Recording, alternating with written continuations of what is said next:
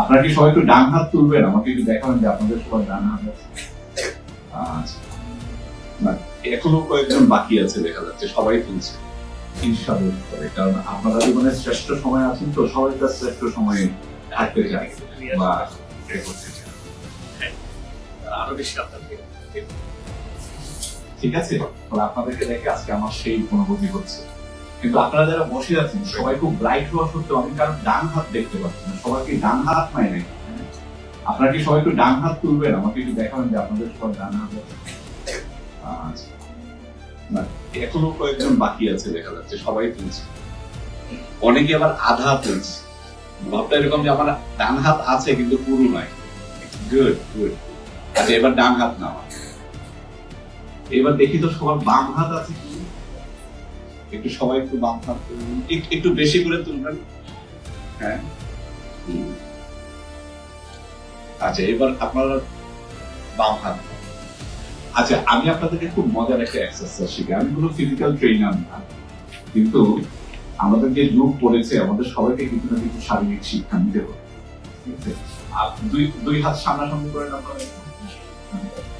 তারপরে দুই হাতের আঙ্গুল দিয়ে, এক হাতের আঙ্গুল দিয়ে আরেক হাতের আঙ্গুল দিয়ে মিষ্টি করতে পারেন। একটু শক্ত করে ধরতে হবে। সবাই ধরেছেন?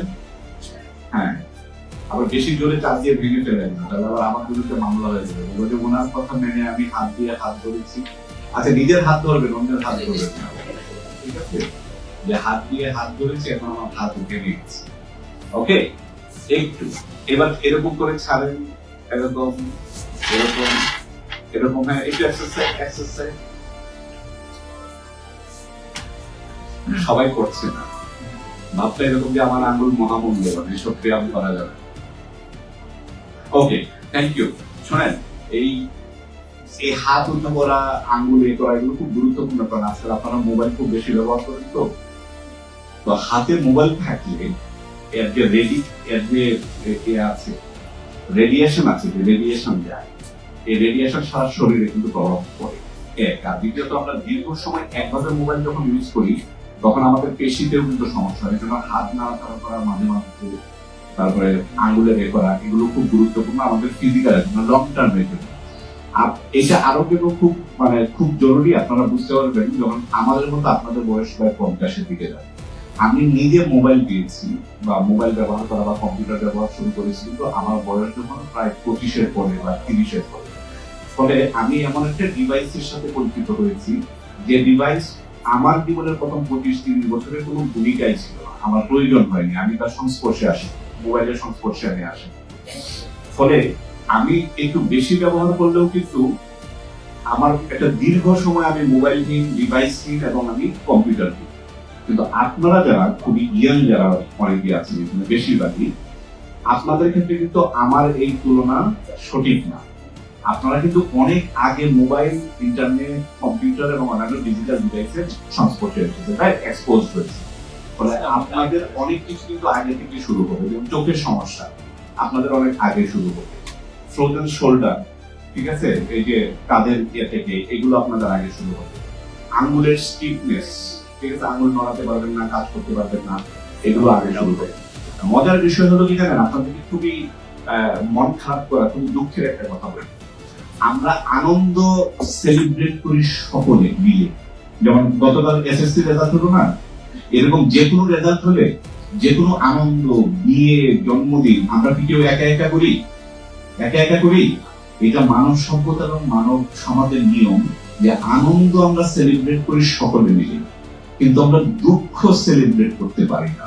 আমাদের দুঃখ কেবলই আমাদের একা, আমার নিজস্ব, নিতান্তই আমাদের পরিবারের, আমার মা বাবার, ভাই বোনের বা আমার স্ত্রী সন্তানের।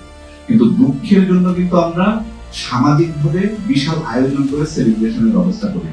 তো এই যে আমাদের প্রাত্যহিক জীবন যাপনের জন্য যেসব রোগ ব্যাধি, দীর্ঘকালীন সমস্যা, যেগুলো ইচ্ছে করে অ্যাভয়েড করা যেত, সেগুলো যখন হয় তখন ডায়াগনস্টিক সেন্টারে বা ডাক্তারের কাছে গিয়ে যখন প্রচুর টাকা খরচ করতে হয়, ডায়াগনস্টিক সেন্টারে লাইনে যখন ঘন্টা ঘন্টা বসে থাকতে হয়, ক্লিনিক্যাল অপারেশন করতে হয়, ডায়ালিসিস নিতে হয়, ফিজিওথেরাপি নিতে হয়, তখন কি আমরা সাথে করে আর 10 জন বন্ধু বান্ধব নিয়ে যাই?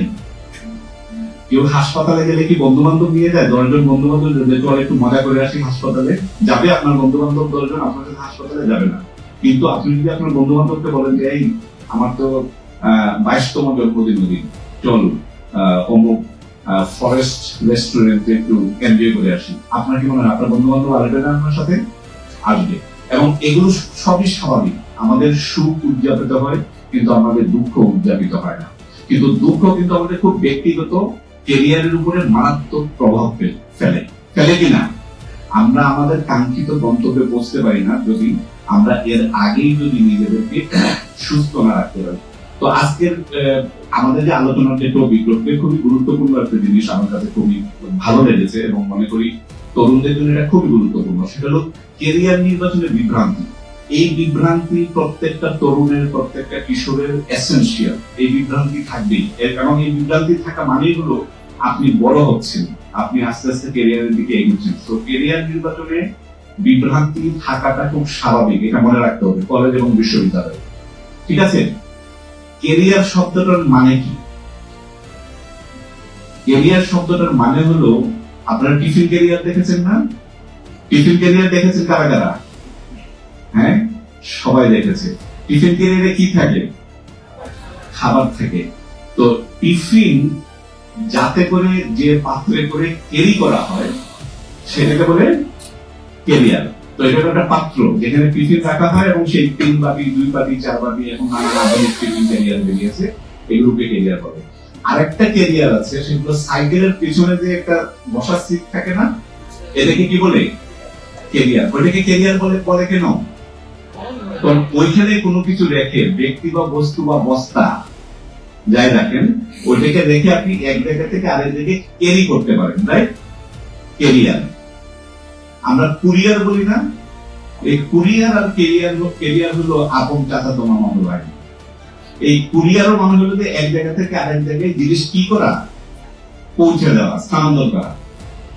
ক্যারিয়ারও তাই, যা আমাদেরকে এক জায়গা থেকে আরেক জায়গায় নিয়ে যায়। তো আমি আপনাদেরকে খুব স্পষ্ট ভাষায় বলি, ক্যারিয়ার মানে হলো, এটাতে আমরা যখন জীবনের ক্যারিয়ার নিয়ে কথা বলি বা আজকে যখন আমরা এই প্রোগ্রামে কথা বলছি, ক্যারিয়ার মানে হলো যা আপনার জীবনকে বহন করে, এমন কোন জীবিকা, এমন কোন পেশা, এমন কোন কাজ, এমন কোন গুরুত্বপূর্ণ এঙ্গেজমেন্ট যা আপনার জীবনকে বহন করে। ওকে? 1 নম্বরে ক্যারিয়ার মানে হলো যা জীবনকে বহন করে। এবং এই জন্যই দেখবেন যে প্রত্যেক মানুষের জীবনে একটা রিটায়ারমেন্ট এজ থাকে। রিটায়ারমেন্ট এজের অর্থ হলো আপনি সারা জীবন যে ক্যারিয়ার করছেন, সেই ক্যারিয়ার করতে করতে আপনি এখন প্রায় অচল পর্যায়ে পৌঁছেছেন।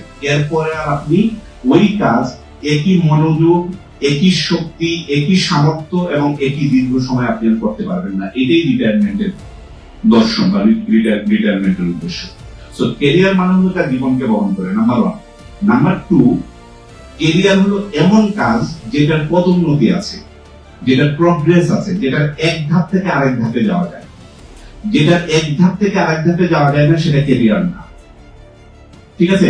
ফলে আপনি যদি একজন খুবই সিরিয়াস বংশী বাদক হন, যে বাঁশি বাজিয়ে জীবনযাপন করবে, এটা কিন্তু একটা গুরুত্বপূর্ণ ক্যারিয়ার। মিউজিক ইজ এ গুরুত্বপূর্ণ ক্যারিয়ার। কিন্তু প্রশ্ন হলো যে এই ক্যারিয়ারে বা এই সময়কালীন সময় আপনি কি প্রথম 5 বছর যে সুর শিখেছিলেন, যে দক্ষতা অর্জন করেছিলেন, পরের বাকি সারা জীবন কি ওই 5 বছরের লেভেলের সুর এবং দক্ষতাই আপনার মধ্যে রয়ে গেছে?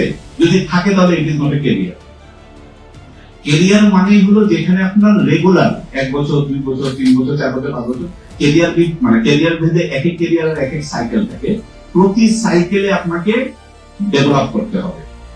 এটা হলো 2 নম্বর শর্ত ক্যারিয়ারকে বোঝার জন্য। 3 নম্বর হলো ক্যারিয়ার এমন কাজ যা করতে করতে আপনার বার্ধক্যে পৌঁছানো যায়, যেটাকে রিটায়ারমেন্ট এজ বলছি। এখন আমাদের রিটায়ারমেন্ট হলো 59 বা 60 বছর বাংলাদেশে, যেটা আমাদের জাতীয় আয়ুর তুলনায় অনেক কম। হয়তো ভবিষ্যতে রিটায়ারমেন্ট এজ বাড়বে। বা 3 নম্বর গুরুত্বপূর্ণ বৈশিষ্ট্য হলো যে কাজ করতে করতে আপনি বার্ধক্যে বা রিটায়ারমেন্টে পৌঁছতে সক্ষম, সেটাকে ক্যারিয়ার বলে। ফলে এই 3টা জিনিসকে আপনারা মাথায় রাখবেন। আপনি দেখবেন যে আপনি যে কাজ করছেন সেটা ক্যারিয়ার কিনা এবং সেটার প্রসপেক্ট আছে কিনা, এবং আপনি সারা জীবন আদৌ এটাকে নিয়ে কিছু করতে পারবেন কিনা। আপনি 3টে টেস্ট ওই কাজের উপর আপনি আরোপ করবেন। আরোপ করলে যে রেজাল্ট আসবে, সেই রেজাল্টে বুঝতে পারবেন এটা আপনার ক্যারিয়ার কিনা। নাম্বার 1 আমি আবার রিপিট করি, ক্যারিয়ার হলো সেই জিনিস যে আমার জীবনকে বহন করে, ঠিক আছে? এখান থেকে আয় হতে হবে, রোজগার হতে হবে, জীবন চালানোর জন্য, আমার সংসার চালানোর জন্য, নিজের বিয়ে শাদী করবো, বাচ্চা কাচ্চা হবে, এই সব কিছু চালানোর জন্য এই কাজটা আমাকে বহন করতে সক্ষম কিনা, নাম্বার ওয়ান।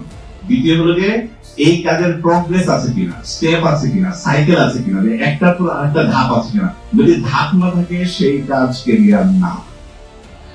তৃতীয়ত হলো এই কাজ এমন গুরুত্বপূর্ণ, এমন জটিল এবং এমন ব্যাপক কিনা যেটা করতে করতে আমি আমার বার্ধক্যে পৌঁছে পারবো বা রিটায়ারমেন্ট এজে পৌঁছে পারবো। যেমন গভর্নমেন্ট চাকরিতে যারা প্রবেশ করে, ওরা সবাই কিন্তু এরকম একটা ক্যারিয়ারের ভিত্তিক বিভিন্ন স্টেপে যেতে যেতে, কেউ কেউ সারা জীবনে মিলে 3টা স্টেপ পার হয়, বা 4টা বা 5টা বা 6টা স্টেপ পার হয়, পার হতে হতে কিন্তু সে ক্যারিয়ারে পৌঁছে। ইভেন এলন মাস্ক আছে না, এখন সারা পৃথিবীতে খুবই বিখ্যাত ধনী ব্যক্তি।